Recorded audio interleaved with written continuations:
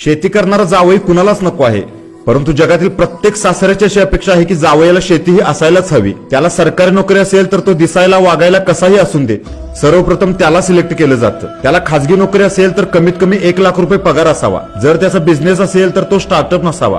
त्याने बिझनेसमध्ये कमीत कमी 10 वर्ष घालवलेली असावी. या सगळ्यांच्या मोहापायी ग्रामीण भागातील आज कित्येक मुलं वय वर्ष 30 उलटून गेले तरी सुद्धा अनमॅरिड आहेत. यात जर अपेक्षा कायम राहिल्या तर एक संपूर्ण पिढी बर्बाद होण्याची आणि लग्नापासून वंचित राहण्याची भीती आहे. आणि याला जबाबदार कोण असेल तर सर्व मुलींचे बाप. आपल्या मुलीला स्थळ बघणाऱ्या प्रत्येक बापाला माझा एक प्रश्न आहे, तुम्हाला जावई शेतकरी नको आहे, तुमच्या मुलीला नवरा शेतकरी नको आहे, मग त्याला शेती असायला हवी हा हट्टास का आणि कशासाठी? कारण तुम्हाला हे चांगलंच माहितीये, आपल्या जावयाला 1 लाख रुपयांची नोकरी असू द्या किंवा तो बिझनेस मधून 1 कोटी रुपये कमवत असू द्या, जेव्हा कोरोनासारखी एखादी महामारी येईल तेव्हा त्याचा जॉब जाऊ शकतो, तेव्हा त्याचा बिझनेस बंद पडू शकतो, परंतु शेती ही कधीच बंद होऊ शकत नाही. मग अशा वेळी तो शेती करून स्वतःचं स्वतःच्या कुटुंबाचं पोट तरी भरू शकतो. मग इतकंच समजतं तर का धाडस करत नाही स्वतःच्या मुलीचं शेतकरी कुटुंबात लग्न लावून देण्याचं? एक गोष्ट लक्षात ठेवा, ज्या दिवशी शेतकरी दुसऱ्यांसाठी न पिकवता स्वतःसाठी पिकवायला चालू करेल ना, त्या दिवशी सर्वांना शेतकऱ्यांची किंमत कळेल. मला त्या प्रत्येक बापाचा अभिमान वाटतो ज्या बापाने आपली मुलगी शेतकरी कुटुंबात दिली आहे.